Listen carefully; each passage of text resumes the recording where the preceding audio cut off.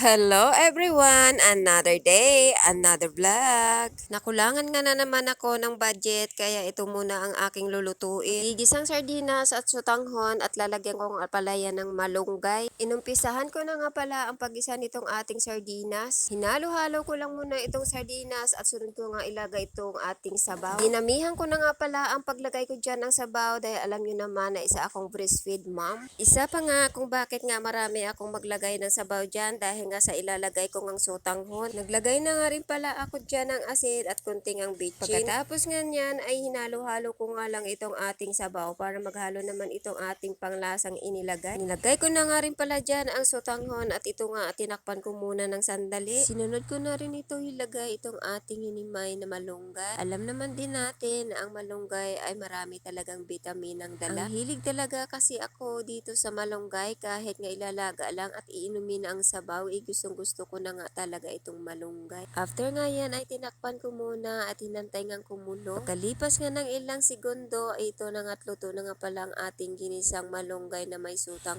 Kinabukasan na nga itong aking video na ito. Ito nga at pagkagising ko nga ay niligpit ko kaagad itong aming higaan.